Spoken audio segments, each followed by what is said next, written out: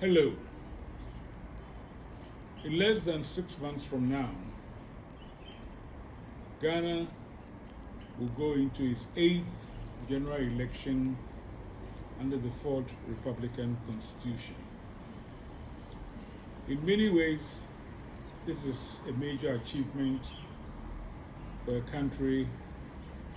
whose rule as an independent country has been disturbed by many truncations from the military and several years of military rule. But one would have thought that after almost 27 years of a civilian administration, we would have been in a position where we would have a deeper understanding and growth into the idea of a democratic republican country in which the power of government, as is so boldly stated in Article 1 of our Constitution, that the sovereignty of Ghana resides in the people of Ghana, in whose name and for whose welfare the power of government shall be exercised in the manner laid out under the Constitution. Very clear. A Republican Constitution presupposes that we elect governments to act for a specified period on our behalf and to do things that will make our interests and our welfare better. But unfortunately, we seem to have experienced a triple mixture of colonial, military, and a little bit of Republican governance as intended. In many ways, our governments are tending to behave as if we who have given them power are indeed their servants and they can lord it over us. It's extremely unfortunate in the sense that the two main political parties who have dominated the Fourth Republic have in the main done things to prosecute their parochial interests and to do things that prosecute the interest of their own particular membership than the generality of the welfare of the people of Ghana. In that sense, the practice of politics and the practice of governance has been one in which those who give the power have now become those who beg those they give power to do things for them. And unfortunately, this has translated into all the institutions of state where the principles of freedom, democracy, integrity, the respect for human rights, and the respect for the dignity of those who have given power to politicians is totally being trampled upon and is increasingly being shown in a very dictatorial manner in which the brutal actions of hitherto military regimes and the feudalism of colonial power have come to be the dominant form of governance of the day, mixed in a way with a little bit of our traditional authority in which people seek favors from authority rather than hoping that authority will do things on their behalf and for their welfare. So what is it that we are all struggling to go to the polls in the next 6 months for? Because of the way in which governance has changed in this country, the discussion is not about who is offering the best form of ideas that will increase our welfare or make our lives better or let them understand that they are serving at our behest and at our mercy. Rather, the struggle to decide on who should have pecuniary advantage about the voters' register and what it represents, rather than telling us what they will do for us if we give them power, has become the most dominant discussion of the day. 6 months to the election, we do not know what people have done for us. We do not know what those who profess to become alternative will do for us. And we do not know how well they have spent money that they have collected on our behalf or borrowed in our name to execute projects which are supposed to be for our benefits and our welfare. In a nutshell, the idea of a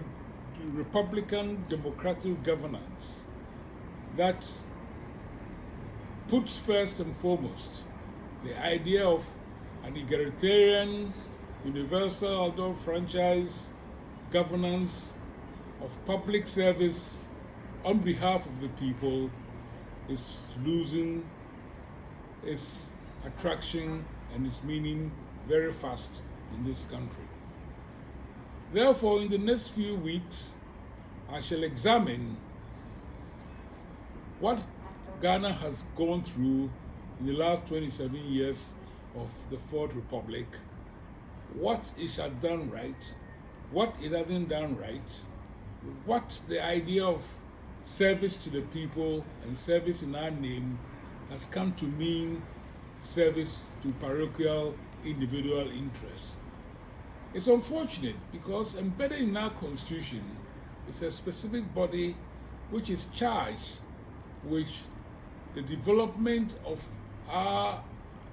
civic responsibilities, the development of civic responsibilities as to how those we put in authority should behave towards us, and ultimately the way in which those who we give power to should act in a manner that is fair and consistent with the Constitution of Ghana. It is important that if every 4 years we are going to trot out and queue for very long hours and decide who we think is best for us, whether those we put in power have served us well and deserve another term, or those who are standing by to serve us are telling us anything that will push us forward and improve the needs of our people and improve our welfare, we need to really examine the kind of conditions and the basis on which a real democratic society will perform. It's instrumental to note that there's always a lot of discussion as to what is happening in other countries, including even the medical condition of certain heads of states. And we never stop to ask, how come we know so much about other countries and yet we do not know what is going on here for the people who serve us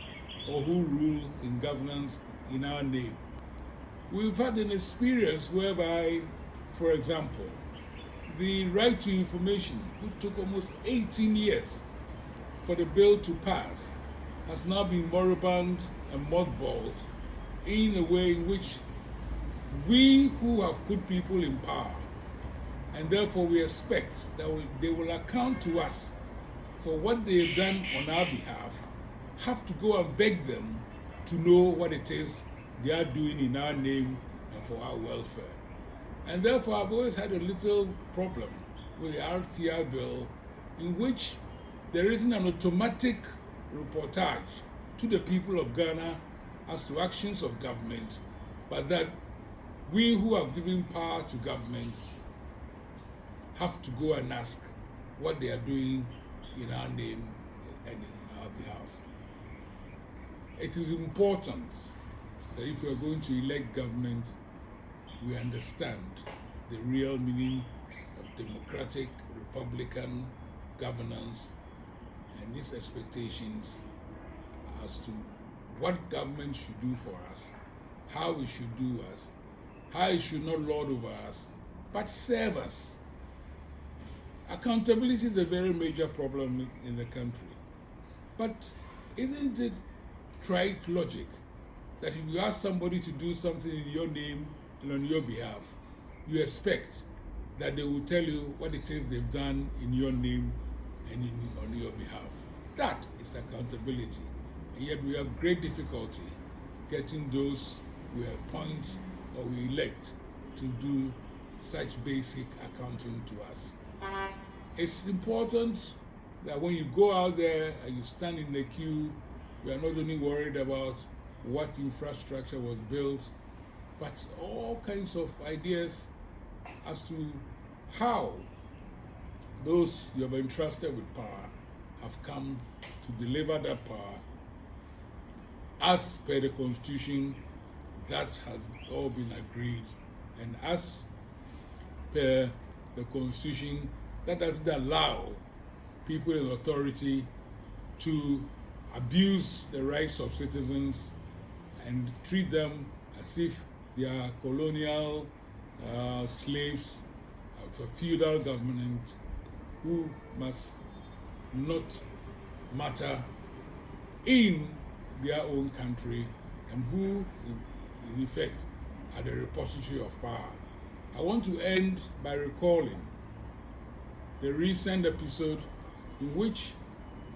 a group of 100 policemen mercilessly beat 50 market women because they said they had not obeyed certain laws or instructions under the emergency COVID regulations. There are laws, there are prescribed